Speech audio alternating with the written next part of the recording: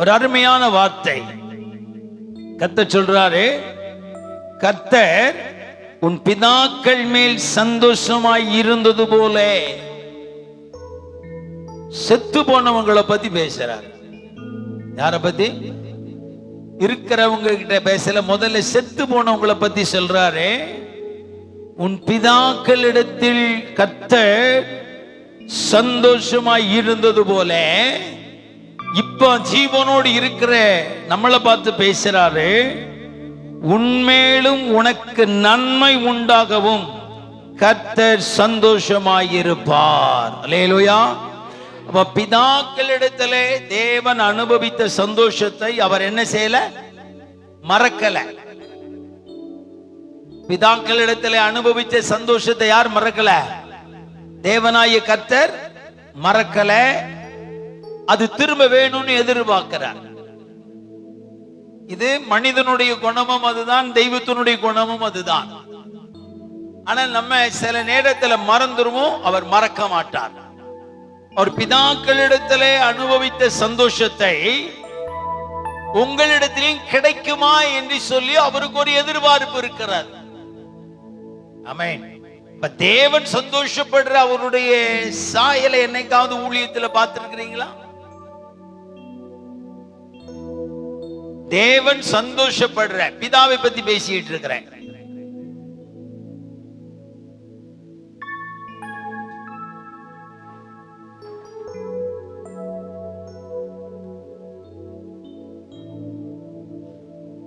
தோத்துறோம்.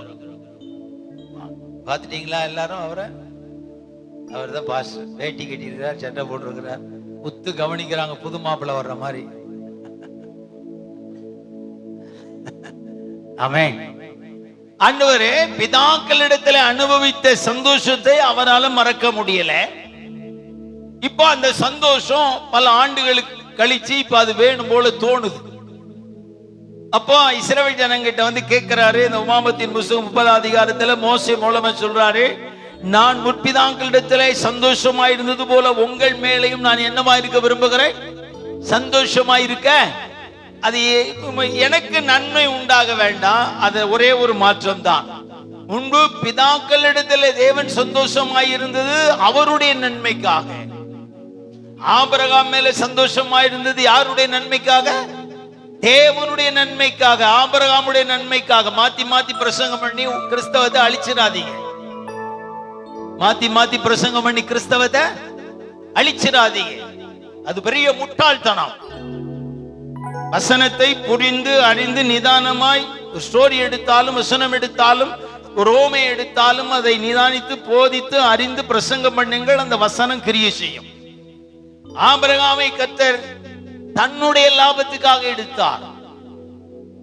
ஆபிரகாமுக்கு ஆசீர்வாதம் தேவையே கிடையாது. ஒரு குழந்தை தான், மற்ற எதுவுமே அவனுக்கு தேவையே கிடையாது. அவன் எக்கச்சக்கமா இருக்கு. இவர் கொடுத்துதான் அவன் வாங்கி சாப்பிடணுன்ற அவசியம் கிடையாது. நோவாவை கர்த்தர் தெரிந்தெடுத்தார். நோவாவுக்கு தேவையில்லை, தேவனுக்கு நோவா தேவை.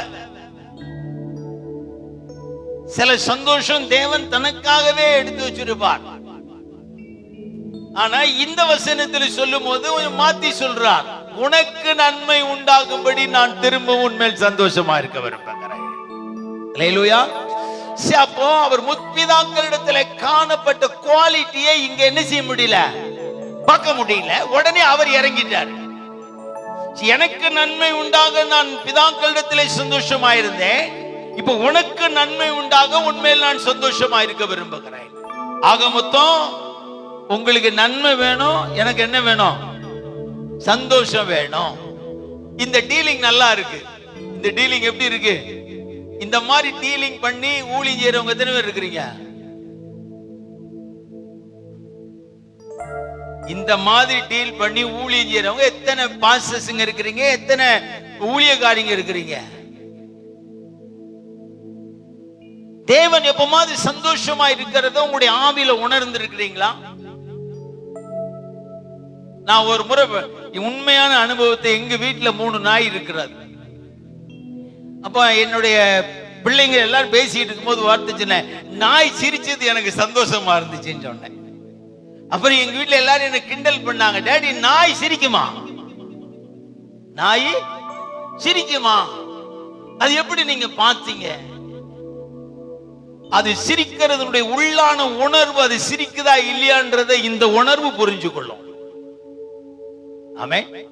அதுக்காக அது எல்லா பள்ளியும் காட்டினா நான் ஊசி போட்டுக்கிட்டு இருக்கணும். அது சிரிக்குன்னு சொல்லிட்டு எல்லா பள்ளியும் காட்டினா நான் என்ன செய்யணும்? ஊசி போடணும். அந்த மாதிரி சிரிப்பு மனுஷங்கிட்ட இருக்கு, நாய்ட்டு தேவைப்படாது. அது மாதிரி நீங்க திரும்ப கேட்கலாம், பாச்சா எப்படி தேவன் சந்தோஷமா இருக்கிறத பார்க்க முடியும்? தேவன் சந்தோஷமா இருக்கிறதுக்கு நீங்க அவருடைய சாயலை எப்படி நீங்க பார்த்து? நான் பல முறை தேவன் சந்தோஷமா இருக்கிறத பார்த்திருக்கிறேன். நீங்க கேட்கலாம், நிறைய ஆத்துமா ஆதாயம் பண்ணனால சந்தோஷமா இருந்தாரா? இல்ல. நிறைய ஆத்துமாக்கு வைத்த வழி, கை வலி, கால் வலி சுகமானதுனால அவர் சந்தோஷமா இருந்தாரா? இல்ல. இல்ல நிறைய ஊழியர் மீட்டிங்ல பிரசங்கம் பண்ணதுனால கர்த்தர் உங்க மேல சந்தோஷமா இருந்தாரா? இல்ல. அவர் எப்படி சந்தோஷமா இருக்கிறார் என்பது அவரோடு பழகிறவங்களுக்கு தான் தெரியும், அவரோடு நெருங்கி இருக்கிறவங்களுக்கு தான் தெரியும். ஆண்டவர் என் மேல் சந்தோஷமா இருக்கிறார் என்கிற அந்த கான்பிடன்ஸ் உங்களுக்கு கண்டிப்பா இருக்கணும். ஃபர்ஸ்ட் டீலிங் இருக்கணும். அவரை சந்தோஷப்படுத்துவேன், அவர் எனக்கு நன்மை செய்வார், அந்த டீலிங் இருக்கணும். இரண்டாவது, கர்த்தர் என் மேல சந்தோஷமா இருக்கிறார், இருந்தார் அல்ல இருக்கிறார் என்கிற அந்த உள்ளான உணர்வு உங்களுடைய மனதில் பேசிக்கொண்டே இருக்க வேண்டும்.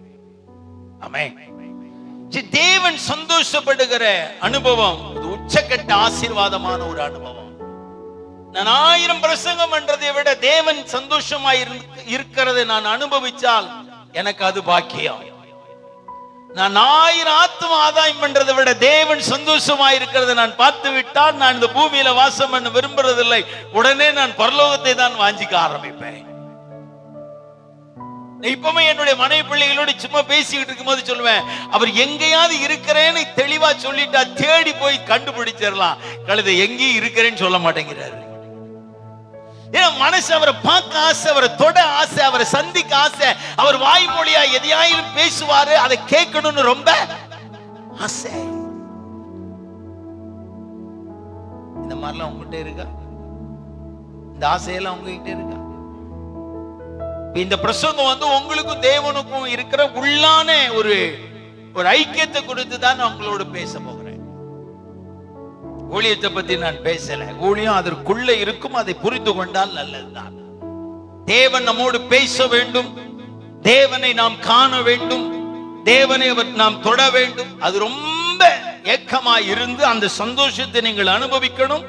அவர் சந்தோஷப்படுறதை நீங்கள் பார்க்க வேண்டும். நான் மறுபடியும் சொல்றேன், உலகம் முழுவதும் என் பிரசங்கம் பண்ணி ரட்சிக்கப்பட்டால் எனக்கு அது சந்தோஷம் கிடையாது. என் தேவன் என்னை பார்த்து சந்தோஷப்பட்டால் அது எனக்கு மிகுந்த சந்தோஷம்.